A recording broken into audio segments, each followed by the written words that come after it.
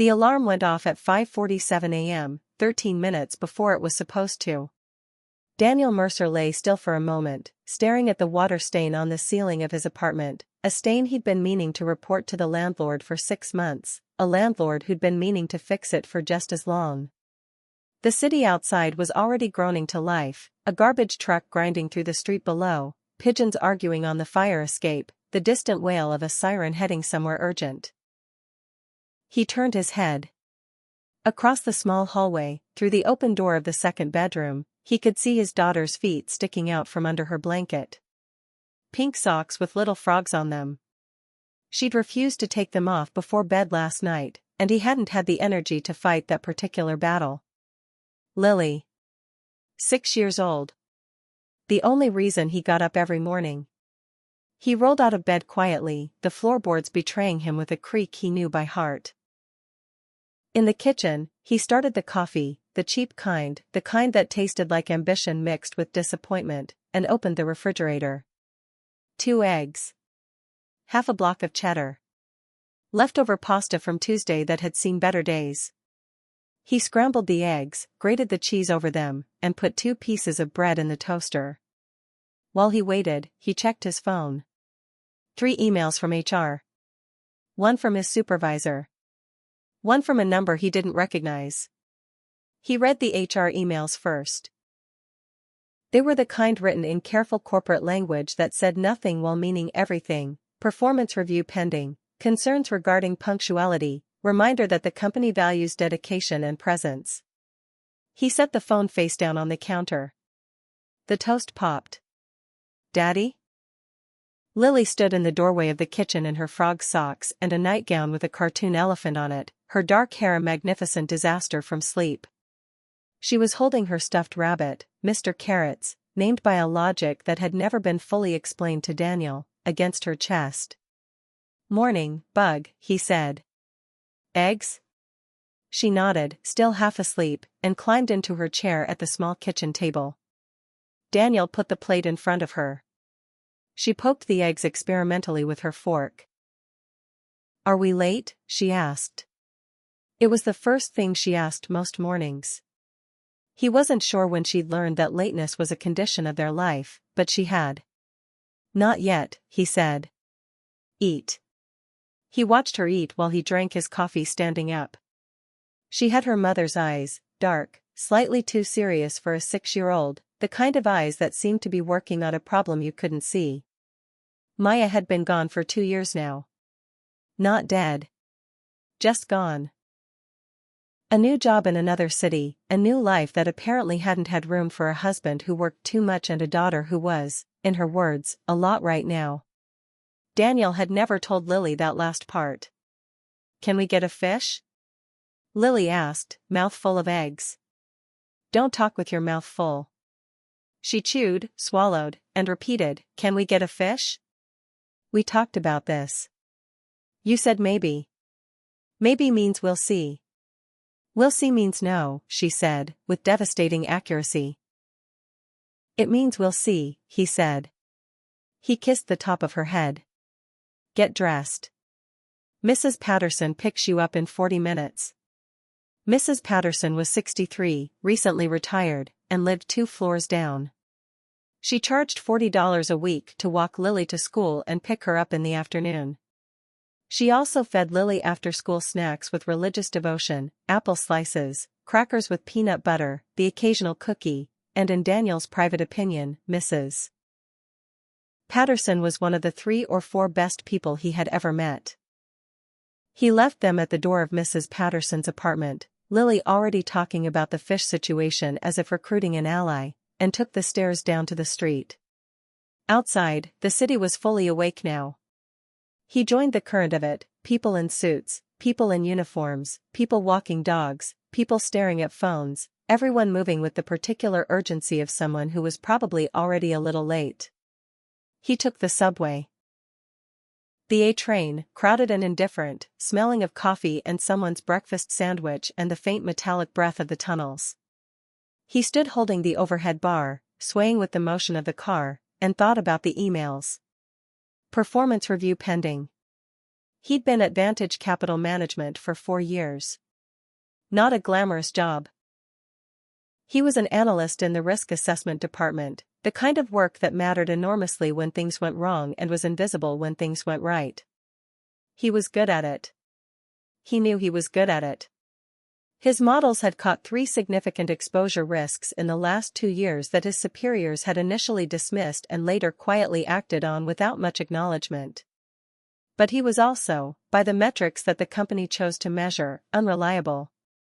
He left at 5:30 every evening, even when the floor was still humming with activity. He took personal calls during the day sometimes, from Mrs. Patterson, from Lily's school, from the pediatrician. He had used all 12 of his allocated sick days the previous year, 8 of them when Lily had the flu and there was no one else. In a culture that treated office hours as a competitive sport, Daniel Mercer refused to play. Not because he didn't care about his work, but because he had a 6-year-old in frog socks at home who needed him to pick her up, and a mother who had already left, and a stuffed rabbit named Mr. Carrots who couldn't be expected to shoulder the whole emotional load by himself. He got off at 47th Street and walked the 3 blocks to the Vantage Capital Tower, 42 floors of glass and steel and ambition, the lobby with the water feature that cost more per month to maintain than Daniel's rent. He swiped his card. The elevator. 23rd floor. The trading floor was already at its morning pitch, screens glowing, phones ringing, the low roar of controlled urgency. Daniel's desk was near the back, next to the window that overlooked a construction site. He liked the construction site. There was something honest about it. He sat down, opened his laptop, and started his morning review. He was 3 minutes late. He knew, even before he heard the footsteps, that this was going to be the morning it all came apart. Richard Calloway was the kind of man who took up more space than his physical dimensions warranted. He was medium height, thinning hair combed with military precision, a face that had probably been handsome 20 years ago and had since organized itself into an expression of permanent authority. He was vice president of risk operations, Daniel's direct supervisor, and he had never once, in 4 years, called Daniel by his first name. Mercer. Daniel looked up from his screen. Calloway was standing at the edge of the desk, arms folded, wearing the expression of a man who had been preparing this conversation for some time and was pleased to finally have the occasion. "My office," Calloway said. "Now." The walk across the floor felt long.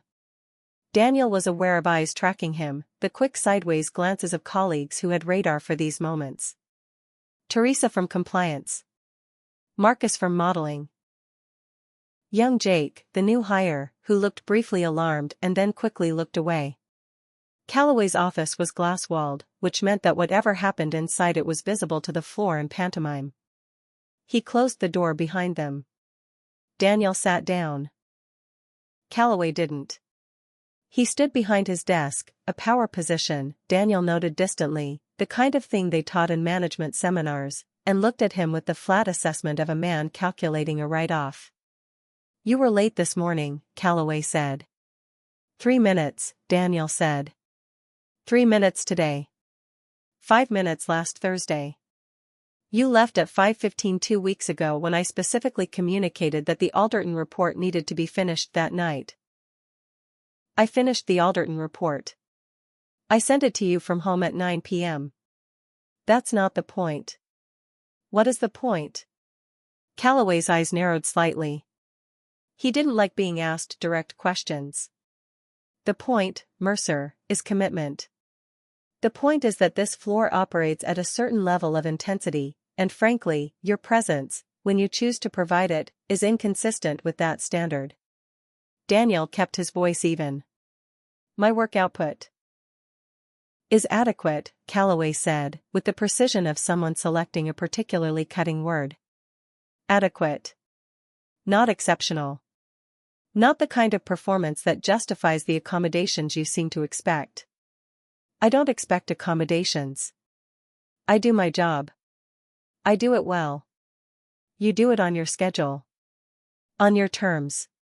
Calloway picked up a folder from his desk, Daniel's HR file. He recognized it, and opened it with a practiced gesture. 12 sick days last year. 12. The floor average is 4. My daughter was ill. Your personal circumstances are none of your business, Daniel said, and then stopped, because he'd said it too quickly, too sharply, and he could feel the conversation turning. Calloway looked at him for a long moment. When he spoke again, his voice had gone quieter, which, Daniel had learned, was worse. Let me be very clear with you, Calloway said. There are performance conversations in your file. There will be another one after today. The review board meets in 3 weeks, and I will be presenting a recommendation. If you want to continue Advantage, I strongly suggest you recalibrate what you consider to be acceptable levels of engagement. Daniel looked at him. He thought about Lily and her frog socks. He thought about the rent and Mrs. Patterson's $40 a week and the pediatrician bill that was still sitting on the counter next to his phone. He thought about 4 years of work, of models that had been right when everyone else had been wrong, of a career built carefully and quietly in the margins of a life that demanded everything from him. He said, I understand. Calloway nodded once, the nod of a man who considered the matter settled. He opened his hand toward the door. Daniel stood. Get out, Calloway said. Not loudly. Not with particular drama. Just those 2 words, flat and absolute, the way you'd speak to someone you'd already dismissed in your mind. Get back to your desk. And Mercer, 3 weeks. Think about your priorities. Daniel walked back across the floor. He sat down at his desk. He looked at the construction site out the window for a moment, the crane moving slowly, the workers small in their orange vests, and then he turned to his screen and went back to work. The day ground forward. Daniel worked. He always worked. The Hendricks exposure analysis, the quarterly stress test models, a flag on a derivatives position that had been nagging at him for 2 days, he pulled the thread on it during his lunch break, eating a sandwich at his desk, and by 1 o'clock he was fairly certain the position was underhedged by a significant margin. He wrote up a summary memo and sent it to Calloway without commentary. Calloway's reply came 40 minutes later, noted. That was it. Just, noted. Daniel stared at that word for a moment and then filed it and moved on. At 4:45 he started wrapping up. He had learned to be efficient about this, saving everything, organizing the state of his work so that he could pick it up cleanly in the morning, a practice that had taken him a year to develop because his natural instinct was to be slightly messy about the ends of things. At 5:28 he stood up, put on his coat, and picked up his bag. Leaving? Marcus said, from the adjacent desk, not looking up. Picking up my daughter, Daniel said. Right, Marcus said. It wasn't unkind. It was just the way people talked about it, with a faint quality of course you are, which could be read as sympathy or as judgment, and Daniel had long ago decided to read it as neither. He took the elevator down. The lobby of the Vantage Tower had 2 elevator banks. The main ones, serving floors 2 through 25, and a second set on the far side of the lobby that served the upper floors, 26 through 42. The executive suite was on 40. The chairman's private floor was 42. Daniel used the main bank. Had always used the main bank. Would, he was fairly certain, use the main bank for the rest of his career, which might be 3 weeks long.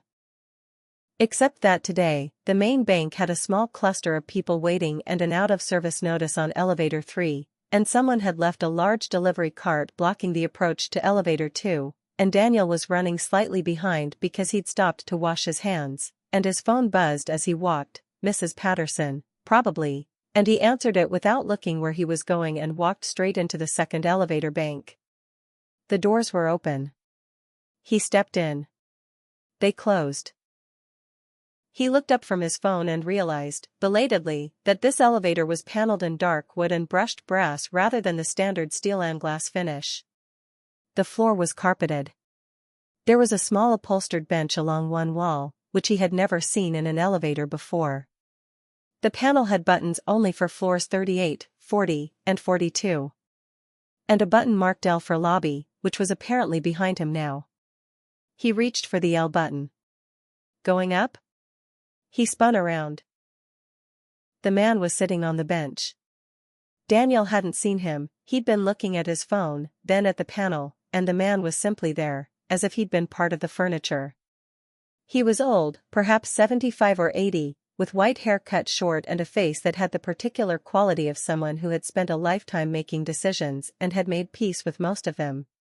He was wearing a charcoal suit that was very good without advertising the fact, and he was holding a paperback book. An actual paperback, battered at the spine, which he marked with his thumb. Wrong elevator, Daniel said. Evidently, the old man said, pleasantly. Where are you trying to get to? Lobby. I was going to hit L. You still can, the old man said. Though we're going up first, if you don't mind. I have a meeting on 40. The elevator was already moving. Daniel felt the slight vertigo of upward motion. Of course, he said. He stood with his bag on his shoulder, slightly awkward, the way you were in elevators with strangers, multiplied by the strangeness of being in the wrong elevator in the wrong bank heading in the wrong direction when he was already slightly late. Long day? The old man asked. Daniel looked at him. The question had been asked with what seemed like genuine curiosity, which was unusual in elevators. Average, Daniel said. Average long or average difficult? Both, Daniel said, before he'd decided to say it. He wasn't sure why. Something about the directness of the question, maybe. Or the paperback. Men who read paperbacks in executive elevators were either very important or very unconcerned with appearances, and either way they tended to be worth talking to. What do you do here? The old man asked. Risk analysis. 23rd floor. Interesting work. It has its moments. The old man nodded, looking at him with a calm attention that Daniel found, oddly, not uncomfortable. You're leaving before 6, he observed. Not critically. Just observing. I have to pick up my daughter, Daniel said. Her sitter has to leave by 6:30. How old? 6. A good age, the old man said, with what seemed like genuine feeling. My daughter was 6 once. I missed a great deal of it. He said it without self-pity, just as a fact delivered from the far side of a long life. I was very dedicated to the office. Daniel didn't know what to say to that, so he said nothing. Is your work good? The old man asked. The question was so simple and so direct that it took Daniel a moment to parse it. What do you mean? Your work. Your analysis. Is it good? Yes, Daniel said. And then, because the man's gaze seemed to require something more, I flagged a position today that I'm fairly certain is significantly underhedged. I've flagged similar things before. They've generally turned out to be right. Generally? They've always turned out to be right. The old man smiled, a small smile that contained sort, but genuine. And what happened when you flagged it? I got an email back that said noted. Ah, the old man said. I see. He seemed to file something away, internally. The elevator slowed. Well, he said, standing with the ease of a man whose body still cooperated with him, I hope your daughter is well. And I hope the fish works out. Daniel blinked. Sorry? You said something about a fish, the old man said, picking up his paperback. On the phone when you got in. Something about tell her I'll think about it. Daniel stared at him. I said that to Mrs. Patterson. Is that the sitter? Yes. Very good, the old man said, as if this was all perfectly natural, as the doors opened onto the 40th floor. He stepped out, and then turned briefly. Which position? Sorry? The underhedged position you flagged. Which one? Dalton Morse derivatives. The March tranche. The old man looked at him for exactly 2 seconds, a look of sharp, focused intelligence that was entirely at odds with the mild, grandmotherly quality of the rest of him. "Thank you," he said. The doors closed. Daniel rode down to the lobby alone, in the carpeted elevator with the brass fittings, wondering what had just happened. Nothing happened Tuesday. Daniel went to work, did his job, had no interaction with Calloway beyond an email exchange about the quarterly schedule, picked up Lily at the normal time, made pasta with the sauce from a jar that Lily preferred to the sauce from scratch, a fact that he had initially found defeating and had made peace with, and put her to bed. She asked about the fish again. He said he was thinking about it. He did not think about the man in the elevator. Or rather, he thought about him briefly and then filed it as one of those minor strange encounters that cities produce and that mean nothing. Wednesday morning he came in on time, sat down, and opened his laptop. There were 17 emails. This was not unusual. The 18th was from an address he didn't recognize, e.hartwell@vantage-exec.com. The subject line was, Dalton Morse. He opened it. "Mr. Mercer, I reviewed the analysis you mentioned. You're right.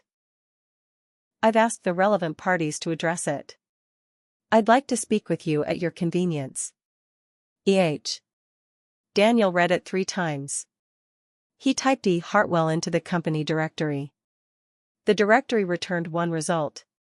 Edmund Hartwell. Chairman and founder. Floor 42. He sat very still for a moment. The founder. The man who had started Vantage Capital 31 years ago from a one-room office in Midtown with $40,000 and a yellow legal pad. The man whose photograph was in the lobby, in the annual report, in the framed history on the wall near the water feature. The man who was, as far as Daniel had understood it, essentially retired, present in some ceremonial capacity, occasionally attended board meetings, otherwise was a legend in the way that founders became legends when they stepped back. The man with the paperback in the elevator. Daniel typed back, "Mr. Hartwell, I'm available whenever is convenient for you.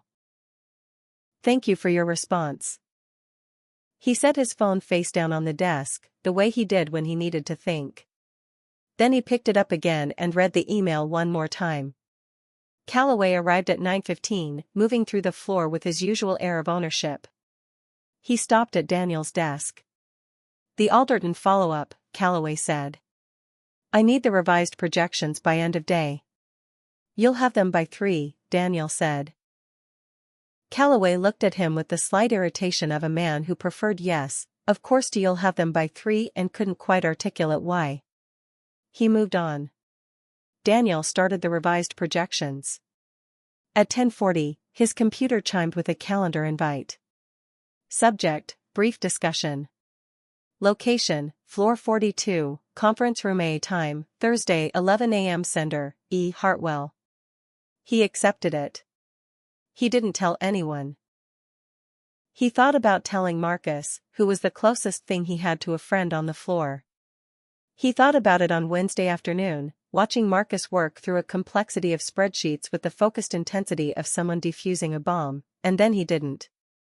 It seemed like something that should be kept close, like a good hand in a card game you were still figuring out. He went home. Made dinner. Helped Lily with a worksheet about the water cycle that had, as her worksheets often did, spiraled into a 20-minute conversation about clouds and whether they were lonely and whether different clouds knew each other. He said he thought clouds probably knew each other, in their way. Lily seemed satisfied. "Daddy," she said, as he tucked her in, "why did you look worried all day?" He looked at her. "What do you mean?" "When you picked me up. You had your worried face." He didn't know he had a worried face. He made a note to be more careful. "Just work stuff," he said. "Is work still being mean?" "Work isn't mean or nice. It's just work. Mrs. Patterson says your boss sounds mean." "Mrs. Patterson," Daniel said carefully, "is a wonderful person who maybe shares a little too much information." Lily giggled. "She said she'd give you a cookie if you need one. Tell her thank you." He kissed her forehead. Mr. Carrots was tucked under her arm. The frog socks were back on, a fresh pair, slightly different frogs. "Night, Bug," he said. "Night, Daddy. Tell the clouds I said hi." "I will," he said, and turned off the light. He stood in the dark hallway for a moment, listening to her breathing slow into sleep, and thought, whatever happens tomorrow, this is what I'm doing it for. Not as a comfort, exactly. Just as a fact. The way the construction site outside his window was a fact, the crane and the orange vests and the slow daily progress of something being built. The executive elevator required a key card he didn't have.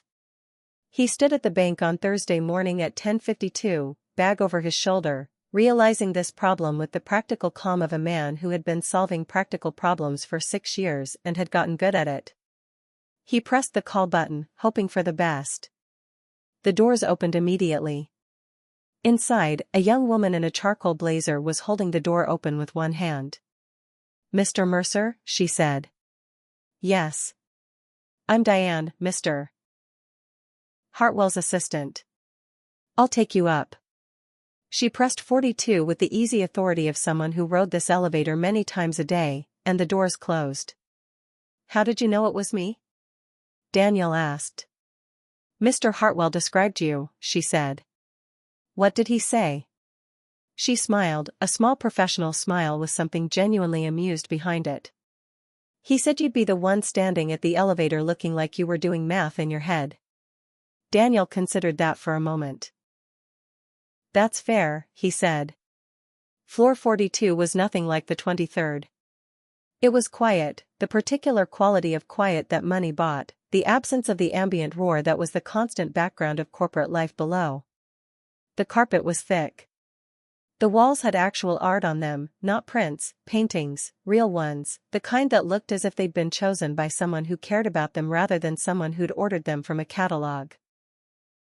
Diane led him past a small reception area and a row of closed doors and into a corner conference room that was almost entirely windows, 2 full walls of glass overlooking the city, the park to the north, a green interruption in the grey glass grid. Edmund Hartwell was standing at the window with his hands behind his back when they entered. He turned. In the context of his own floor, he was different, not more formal, exactly, but more fully himself, the way people were in rooms that belonged to them. He was still in a good suit, still carrying the paperback, a different one today, or perhaps the same one, farther along. "Mr. Mercer," he said. "Thank you for coming up." "Thank you for the invitation," Daniel said, which sounded inadequate. "Sit down," Hartwell said, gesturing at the table. They both sat. Hartwell at the head, Daniel to his left, the city spread out between and behind them. "I checked the Dalton Morse position Thursday night," Hartwell said, without preamble. "You were right. The March tranche is underhedged by approximately 12%. We've taken corrective action." He paused. "I understand you submitted a memo to Richard Calloway on Wednesday afternoon." "Yes." "And received a one-word reply." "Yes." Hartwell nodded, slowly, in the way of a man filing this information alongside other information he had already filed. "How long have you been on the 23rd floor?" 4 years. "And in that time, how many risk flags have you submitted that turned out to be correct?" Daniel thought.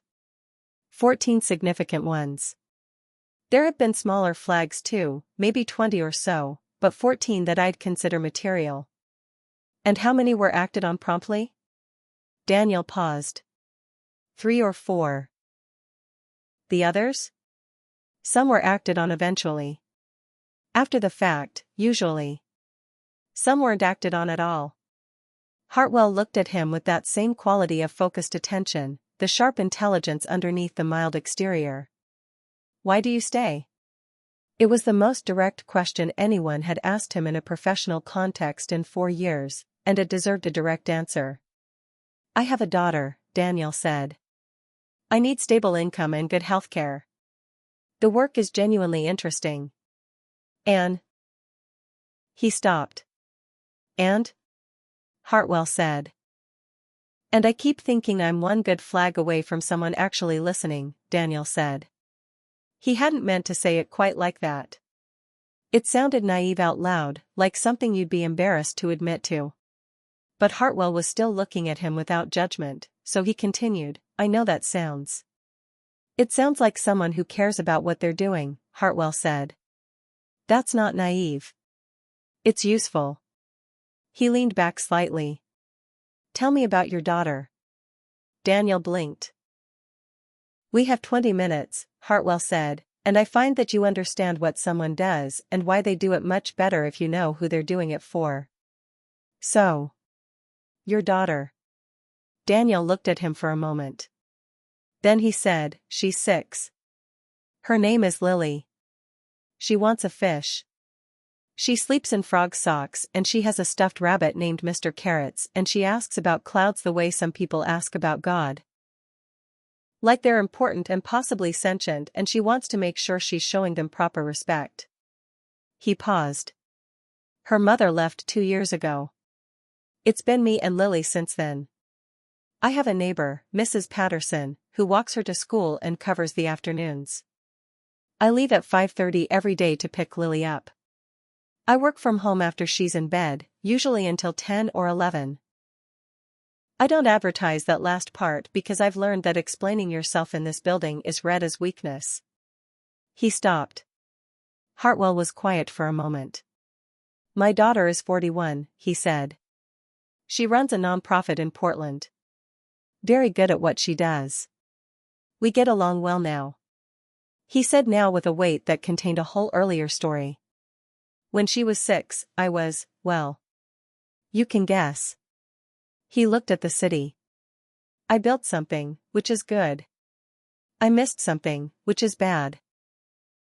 I'm not sure the arithmetic works out the way I told myself it would. Daniel said nothing.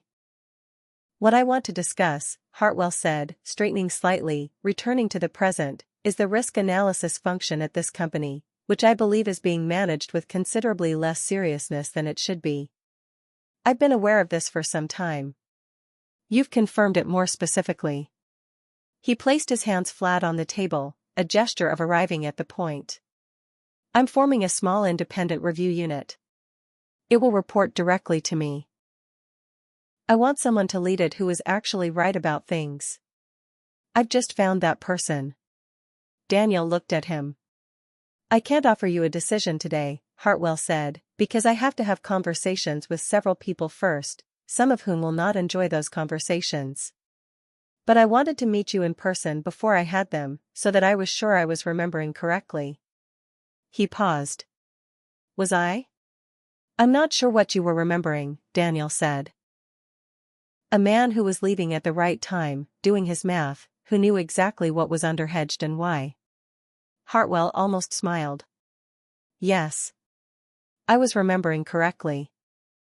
The performance review board met on a Thursday. The 2 weeks between Daniel's conversation with Hartwell and the board meeting were, on the surface, unremarkable. Daniel worked. He flagged a secondary issue with a currency exposure in the European portfolio, minor, but real.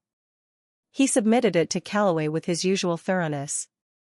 Calloway replied, circling back on this. He had not circled back. Daniel picked up Lily every afternoon. She had escalated the fish campaign to include a detailed written proposal, 4 pages of construction paper, illustrated with crayons, that outlined the fish's name, Bubbles, required equipment, a bowl like on TV, and anticipated emotional benefits. I will be happier and do better at school probably. Daniel had taped it to the refrigerator. He bought a fish on a Tuesday. A small bed of fish, blue and red, that flickered like a living flame in the bowl on Lily's dresser. He put it there before she got home from school and waited. The sound she made when she saw it was the best sound he had heard in 6 months. She named it Bubbles. As promised. The fish sat on the dresser and was, apparently, happier than anyone expected. Thursday arrived. The performance review was at 2 o'clock. Daniel spent the morning working and trying not to think about it with limited success. At 1:55 he walked to the small conference room on the 23rd floor where these reviews were held, a room he had been in once before, 2 years ago, a meeting that had been unpleasant but survivable. Calloway was already there, with 2 HR representatives, Patricia Webb, who ran HR for the floor, and a man Daniel didn't know, recently installed, who had the look of someone brought in specifically for hard conversations. There was a folder on the table. Daniel's name was on the tab. "Sit down, Mercer," Calloway said. Daniel sat. Patricia Webb spoke first, as was apparently the protocol, a summary of the concerns, the attendance record, the punctuality data, the 12 sick days. Her voice was professional and not unkind, the voice of someone doing a job they found uncomfortable but necessary. Then Calloway spoke. He had clearly prepared. He was measured, specific, and merciless in the polished way of someone who had done this before. The word adequate appeared twice. The phrase not aligned with the company's performance culture appeared 3 times. He talked about commitment and dedication and availability, and Daniel sat and listened and let him finish, because Calloway was owed the finish. "Do you have anything to say?" Calloway asked, at the end. "No," Daniel said. Calloway looked at him with a slight narrowing of the eyes. He'd expected argument, had prepared for argument, and the absence of it was slightly disorienting. "Very well. The board's recommendation." The door opened. It was Diane, Hartwell's assistant, in her charcoal blazer, looking entirely calm and slightly sorry for the interruption that she was about to deliver without any evident distress. "Excuse me," she said. "Mr. Calloway. Mr. Hartwell would like to see you in his office. Now, please."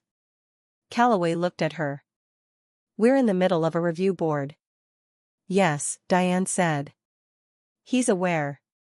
He'd like you to come up now." She paused, and then added, very pleasantly, "He said to please bring Mr. Mercer." The elevator ride to 42 was silent. Calloway stood at the back of the elevator with the particular stillness of a man doing rapid calculations. Daniel stood near the doors, looking at the brushed brass of the panel, and thought about Lily and Bubbles and Mr. Carrots and the water stain on the ceiling that still hadn't been fixed. The doors opened. Diane led them both to a larger conference room than the one Daniel had been in before, a proper executive room, a long table, chairs for a dozen, windows on one side. Hartwell was standing at the head of the table. He was not alone. There were 3 other men and a woman that Daniel didn't know, board members, he would later learn, 2 from the original founding era and 2 more recent additions. "Richard," Hartwell said, as they came in. He didn't say it warmly. He said it with the particular texture of someone who has always had the authority to use first names and is choosing, right now, to remind you of that. "Sit down." Calloway sat. Daniel sat. Diane withdrew. "I've been reviewing the risk analysis submissions from the 23rd floor, Hartwell said, standing at the head, not sitting, a choice that Daniel noted. "Specifically, I've been looking at flagged positions over the last 4 years and the response times and outcomes associated with each flag." He paused. "I've been doing this for 10 days. It's been illuminating." Calloway was very still. "The Dalton Morse derivatives flag," Hartwell said. "The March tranche. Would you like to tell me what happened with that flag?" "I was in the process of," Calloway began. "You replied with 1 word," Hartwell said. "On Wednesday." The flag had been submitted for 12 hours. The position was underhedged by 12%. I found out about it because the analyst happened to get on the wrong elevator. He let that sit in the room for a moment. Before that, the Alderton position, 18 months ago. Flag submitted. Memo sent. No action for 3 weeks. Position corrected after the fact, after a $600,000 loss that would have been largely preventable. The room was very quiet. Before that, the Henderson currency exposure. The Bennett portfolio secondary risk. The March forward position 2 years ago. He looked at Calloway, and for the first time there was something hard in the mild exterior, something that had always been there and was now visible. 14 material flags in 4 years. 4 acted on promptly. The rest either ignored or delayed. In some cases significantly delayed. He paused. Why? Calloway said nothing. The calculation he'd been running in the elevator had apparently produced an unhelpful result. I've also been looking at the performance files, Hartwell said. Mr. Mercer has a file with performance concerns. Punctuality. Sick days. Cultural fit. He said cultural fit in a way that put invisible quotation marks around it. I've been at this company for 31 years. The culture I intended to build was not one in which a man is penalized for taking his daughter to the doctor.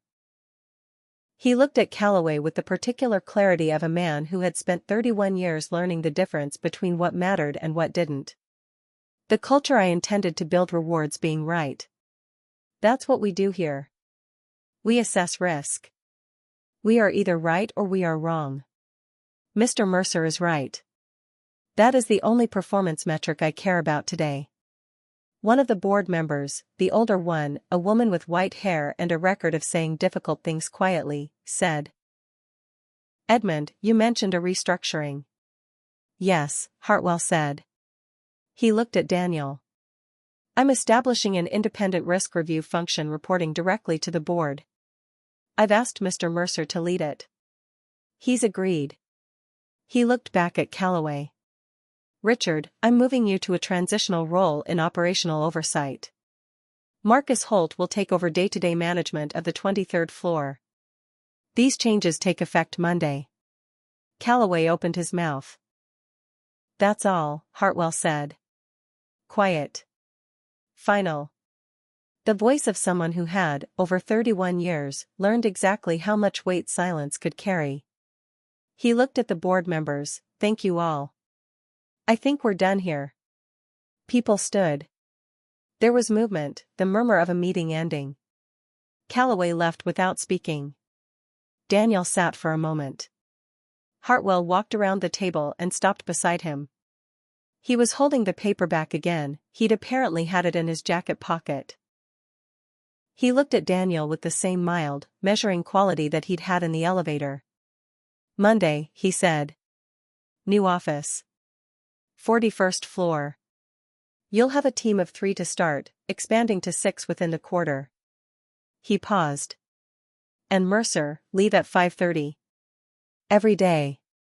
Come in a few minutes late if you need to. Do excellent work. That's all I'm asking.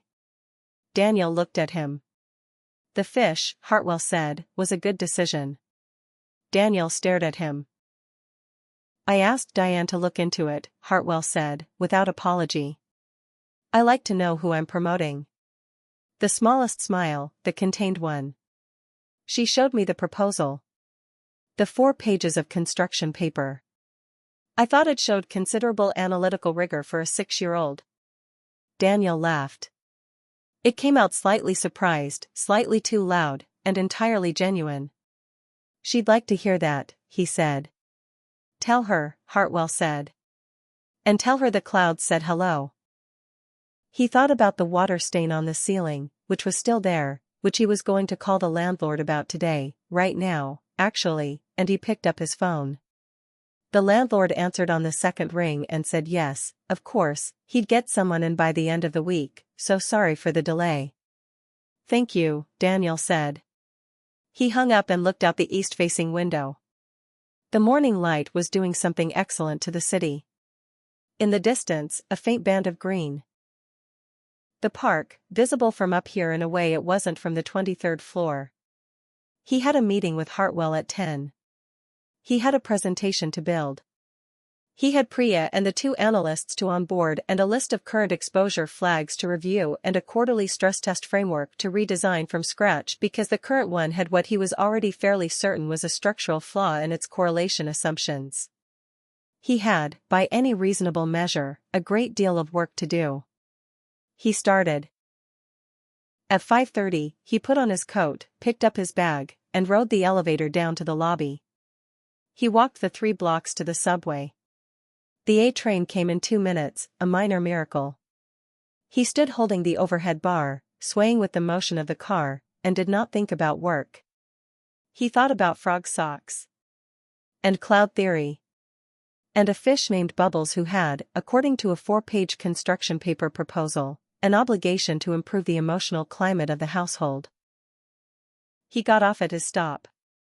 He walked the half-block to his building, went up the stairs, and knocked on Mrs. Patterson's door.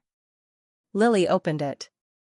She was in the elephant nightgown again, though it was only 6 o'clock, which was either a regression or a statement. "You're early," she said. "I am," he said. She considered him. "Did work stop being mean?" "Work stopped being mean," he said. She thought about this. "Then, does that mean we can get a second fish?" Daniel picked her up and she laughed, and Mr. Carrots, tucked under her arm, went along for the ride. "We'll see," he said. "We'll see means yes now," she said, with absolute confidence. "Because you're happy." He carried her down the hall to their apartment, past the door he'd been meaning to oil for 3 months, past the mail slot with the bent cover, past the small framed photo of the two of them at the beach 2 summers ago, her squinting into the sun, both of them windburned and grinning. He unlocked the door. Bubbles was on the dresser, flickering red and blue in the evening light. The water stain was on the ceiling, but they were going to fix it by the end of the week. It was, by any reasonable measure, enough.